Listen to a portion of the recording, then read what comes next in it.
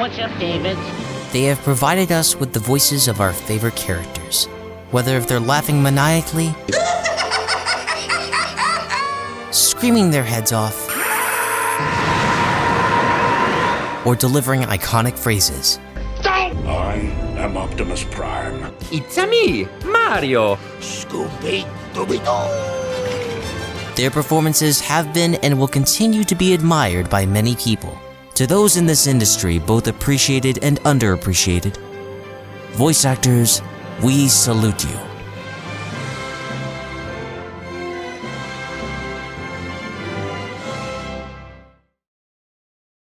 Next you'll say, "You bastard, how could you have possibly known where they were?" You bastard! How could you possibly have known where they were? Huh? Let's go!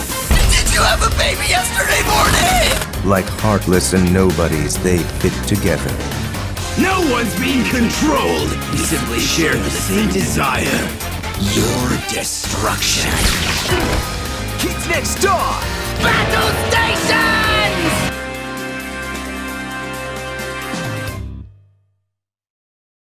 When I was still in kindergarten, I loved watching the many creative and fun cartoons on Nickelodeon. Whether if it was the insanity of Invader Zim, the imagination of Rugrats, or the hilarious writing of SpongeBob SquarePants, I couldn't get enough of it. One Nicktoon in particular that sticks out in my mind is Hey Arnold, a cartoon series created by an animator named Craig Bartlett. Focused on the title character Arnold, we see how he spends his daily life in the vibrant city of Hillwood. This cartoon had likable characters, relatable stories, and it was one of the few Nicktoons that didn't shy away from some pretty heavy stuff. Child neglect, child abandonment, addiction, poverty, etc. Hey Arnold discussed these dark topics and more without being preachy about it. It was very much a slice of life, and it really shows how much this cartoon has stood the test of time. One of my favorite episodes of the show was Eugene Goes Bad, an episode focused around Eugene, a nice guy who is friends with Arnold but is sadly a total jinx, always bringing bad luck anywhere he goes. In this story, Eugene discovers that his favorite TV hero, the Abdicator, is really just a whiny, overpaid actor who doesn't do his own stunts. Losing faith in his role model, Eugene decides to go bad, being a jerk and causing trouble for other people without a care in the world. That is until the climax of the episode where he saves a kid from falling to his doom, along with the help of Maurice, the actor who played the Abdicator. Both learn a valuable lesson about meeting your personal heroes and gain a mutual respect for each other. Wow! It's you, the Abdicator! You saved me! You really are a hero! This was the very first time I heard the voice work of a very young Ben Diskin. Born August 25th, 1982, Benjamin Isaac Diskin has been a part of the acting game ever since he was a kid. Technically, he had acting representation before he was born. Nope, I am not joking. So I started acting technically when I was still within my mother's womb. Both my parents are actors, and when my mom was pregnant with me, her agent said, "Hey, you want us to represent your kid when he's born?" And she said, "Sure." So they signed the contract, and I technically I was doing it. At the young age of 6, Ben was sent on multiple auditions and eventually got work recording voiceover for commercials. He was complimented by directors for how well he could take direction compared to most child actors at the time. He even had a few roles on camera. Most notably, Sylvester from the Arnold Schwarzenegger film Kindergarten Cop, and Charlie from Just Like Dad. When Ben told the kids at school about his acting roles on TV and film, he was met with lots of harassment. On the flip side, his first taste of doing voiceover in animation was a wildly different experience. I did this movie called Kindergarten Cop, and I made the horrible mistake of telling kids on the playground, "Oh hey, I'm in this movie with Arnold Schwarzenegger," and I got bullied for it. I had people pretending to be my friends, finding out I was not a movie star with tons of money, and then hating me. So it was awful, but I did this show called Problem Child, the animated series based on the, I think they were in the 90s, the Problem Child movie series, and nobody knew it was me. And I could tell only my friends and swear them to secrecy. Nobody would ever find out, and I was like, wow, this is great. I get to be an actor, and I get the privacy. I get to have my own life. It was then that Ben learned how the power of anonymity worked in the world of voiceover, and he truly developed an appreciation for the medium. As Ben got older, his mother pushed him to go to college and get a degree. But since his degree was for film and TV, he continued working for the acting business anyway. Today, Ben's voice acted not only for multiple Western-made cartoons, but he's also worked on anime dubs, video games, and a few web shows. Nice! For the long amount of time that Ben's been a part of the voice acting industry, he's proven to have a very unique set of pipes on him. I'd like to take this moment to analyze a few of Ben's most fascinating acting quirks.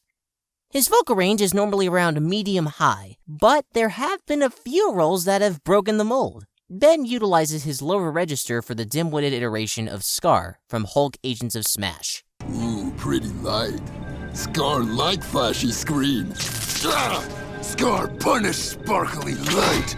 On the other side of the spectrum, Ben can raise his voice to a significantly high pitch for the adorable Cutemon of Digimon Fusion. Tears make me sad. I am not crying, it's just dust. So hey, who are you? Me? Oh, I'm sorry. I'm Cutemon. Cutemon? Yes, Cutemon. Are you feeling better? Ben is often typecast to play characters that are very down-to-earth and dorky, perfectly demonstrated through his performance as Haida from Sanrio's Agretzko. Funny enough, Ben has said in a few interviews that Haida is basically another version of himself if he were an office worker. I am so sorry about that. I never meant to make Retzko feel that way. You feed him some BS like that, wouldn't even get a slap on the wrist. You'd be putting more at stake by reporting it. I don't envy you girls one bit. Call us girls again, I dare you. Women, that's what I meant. Ben can also sound very cold and calculated as young Xehanort from the Kingdom Hearts franchise. Organization 13's true goal is to divide Xehanort's heart among 13 vessels. Thanks to you and Sora, we learned not all our candidates were fit for the task, but we managed to make up the difference. And now, Sora, the 13th vessel, is within our grasp. As the greedy Bon of the 7 Deadly Sins, Ben portrays the character in a way that's very tenacious and confident. A man who has faced death countless times but was never once fazed by it. It'd be good if you remember this, kid. There's only one wound on me, and it's this one right here, got it? So you could say that injuries I get from that guy are kind of a special case, I guess. Ben is also very good at playing characters who are straight up psychotic, like Ash Roller from Exoworld. Thanks to that beatdown I was able to put on you this morning. I've now moved up and reached level 2. Then I took that level up bonus I got and cashed it in for some awesome wall climbing powers. Pretty sweet choice by me, right? But for you, it means Terra Unlucky! Ben can also just completely let loose and play a character as over the top as possible. Jupus from the video game Rogue Galaxy is a great example of Ben at his most goofy. In fact, Jupus's voice was actually inspired by Jason Griffith's portrayal of Usopp for the 4Kids dub of One Piece.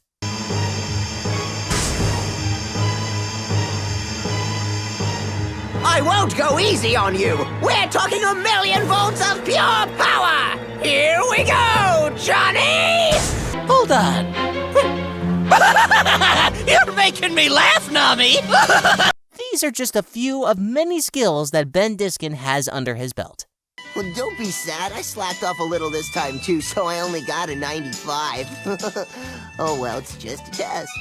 As I mentioned a few paragraphs ago, Ben has had experience with working on camera, not just as a child, but also as a young adult. In an episode of Drake and Josh entitled Mean Teacher, Josh gets a dorky shirt from his grandma. After experiencing a sequence of lucky events while wearing said shirt, Josh believes that the shirt is gifted with the power of good luck. Josh's good fortune continues when he meets a certain somebody after class. Well, my family joined this cult, so I'm no longer allowed to enjoy video games. Or life. So, it's your lucky day. There is very little doubt that Ben Diskin's most well-known voice work in animation is from the very fun Cartoon Network series, Codename Kids Next Door, in which Ben played 2 major characters. Numbuh One, the passionate, clever British leader of Sector V that's always ready for action, and Numbuh Two, the inventor and pilot of Sector V who loves to crack bad jokes every chance he gets. Ben Diskin's performance on both of these characters were great, And there's a very interesting story on how Ben got cast into the show. The creator of Kids Next Door, Tom Warburton, originally wanted the role of Number 2 to be played by Sue Ross, the writer and voice of Angela Anaconda. But after being suggested to hold auditions for the show, Mr. Warburton caved and held auditions. Ben Diskin recorded an audition for both Number 4 and Number 2. After hearing Ben's audition for Number 2, Mr. Warburton decided to reconsider his choice of casting Sue Rose as Number 2 in favor of Ben Diskin. Good afternoon, passengers. This is your captain, Number 2, speaking. As at this time, we would like to request that you hang on to your underwear. Number 1 was also a very interesting case in casting. At first, Number 1 was up for Tom Kenny, an actor Mr. Warburton had worked with before on his animated short Kenny and the Chimp. He's also a voice actor I've covered in great detail in a previous video. However, after working with Tom on Nigel Luno, Mr. Warburton didn't feel like his voice worked for the character. They then decided to cast a British child actor to play Number 1.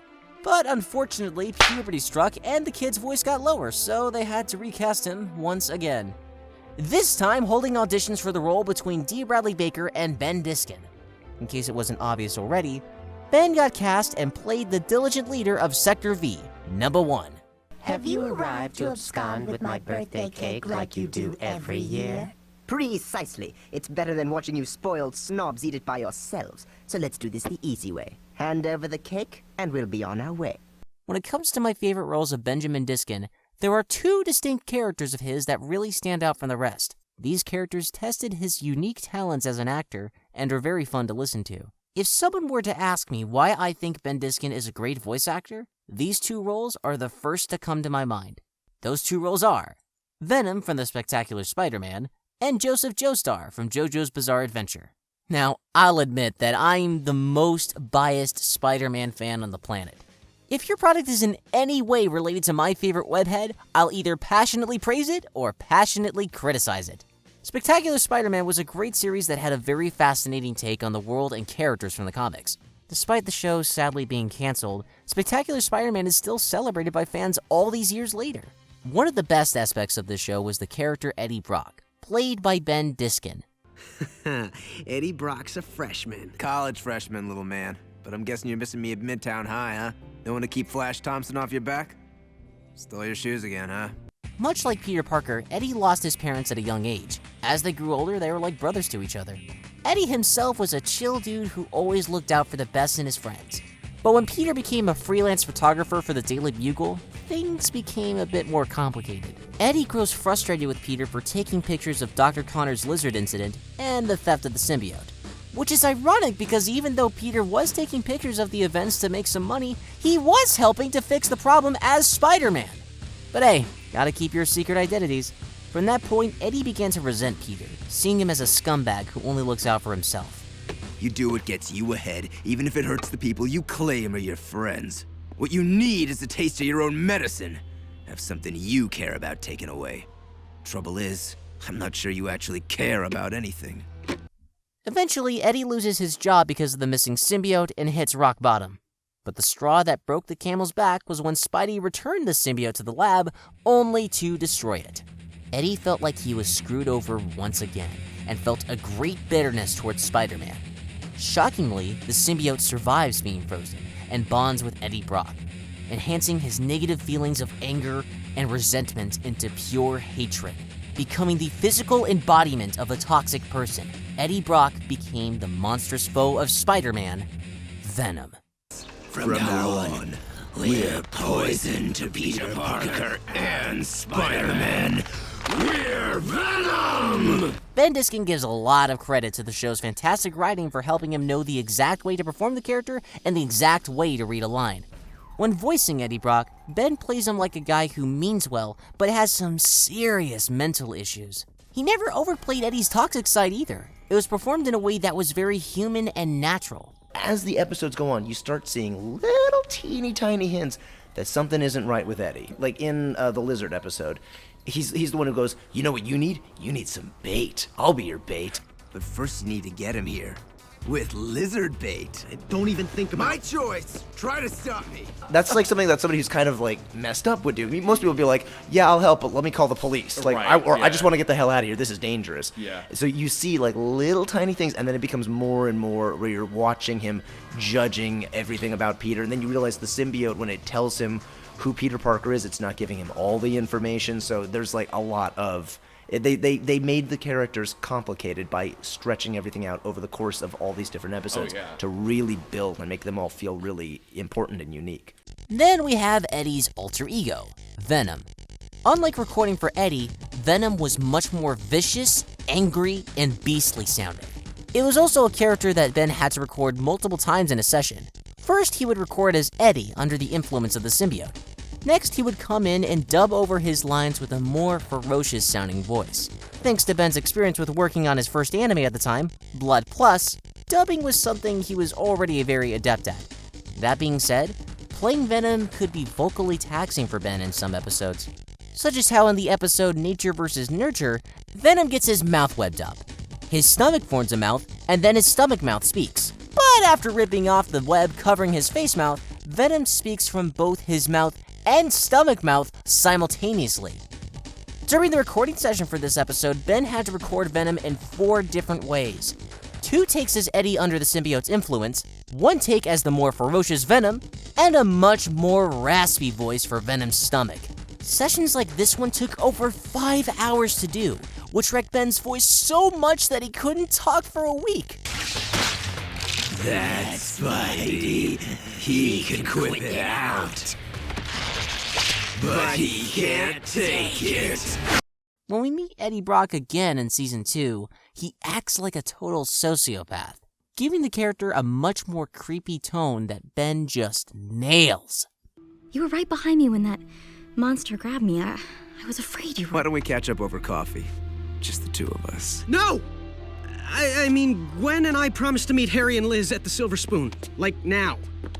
Rain check then. Ben also does a stellar job at portraying Eddie's addiction to the Venom symbiote. Whenever he's separated from the symbiote, he reacts in the same way a codependent person does after their lover dumps them. Hearing Ben perform this part of Eddie's personality is honestly kind of tragic. Help me get it back! Please! Eddie, it's over. You're free. You can stop this. Stop hating. Can't. It only loves me for the hate. To me, Venom perfectly shows how Ben Diskin can really pull off complex and dramatic characters. None of the acting choices he made ever came off as goofy or forced. If anything, he made me feel bad for the poor guy. It's a shame we never got to see more of Ben's performance in this incarnation of Venom, because it really is some of his best acting work. Hey, Flash. Hope you don't mind me crashing your party. Truth is, I plan on crashing a lot of parties this year. So if you run into my bro, Pete, tell him we'll see him soon. Now we move on to a much more lighthearted role of Ben Diskin's. Joseph Joestar from JoJo's Bizarre Adventure Part 2, Battle Tendency. That's curious. Help me understand. Why would you do something like that? It's just such an unsavory thing to do. There is no reason. I do what I like whenever I feel like it, you fool! But if someone wipes a booger on your face, it probably means that... You made the wrong move, you stupid pig! Grandson of the previous JoJo, Jonathan Joestar, Joseph is a hero with a fiery temper and an intelligent mind. He's also pretty easygoing, very good-looking, and incredibly flamboyant.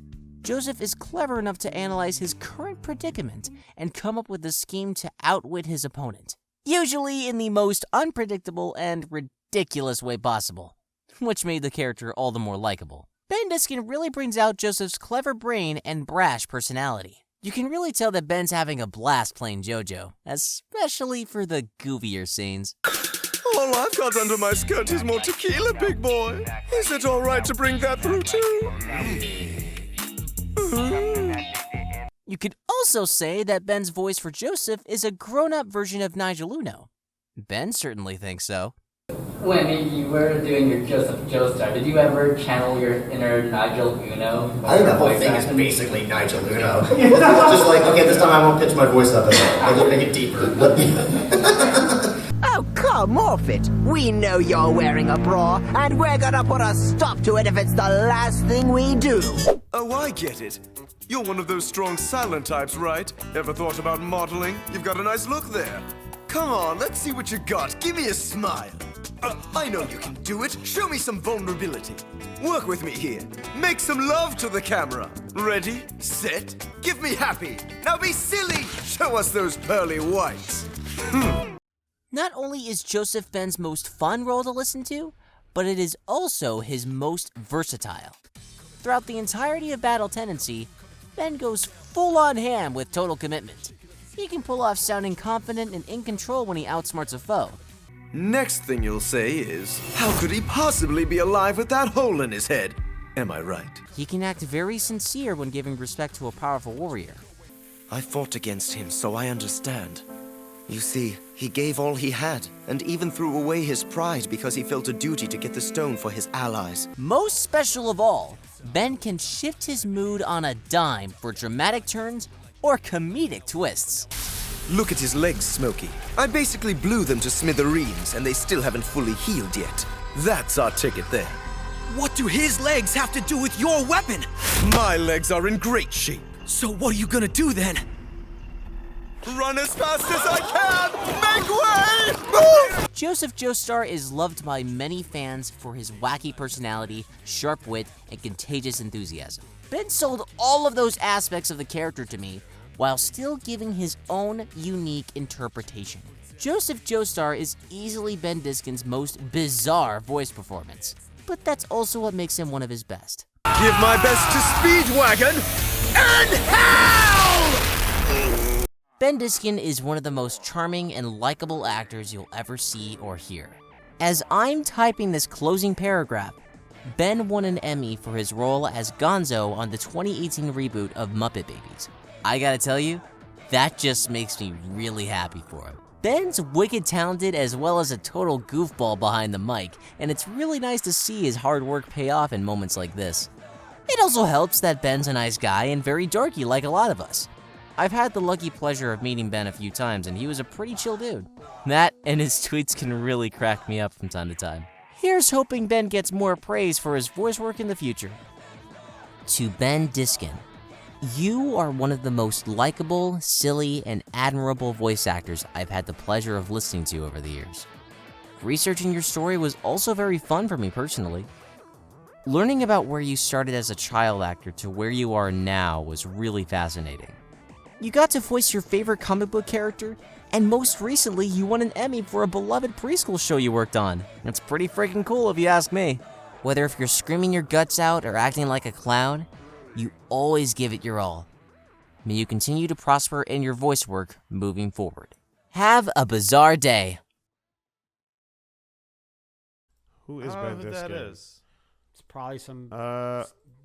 does all... Naruto. I see Naruto. Oh, he's Naruto. He's Sai. Wait, was he the kid in Kindergarten Cop? He could have been. It says he's an actor known for Kindergarten Cop. Oh, I'm getting very excited. Give me something. Joseph Joestar. Oh, God, he's Death Gun. Oh, no, he's Death Gun. Yeah, okay. He's in One Punch Man. All right. So he's a pro. He's Eric Sparrow! Ah!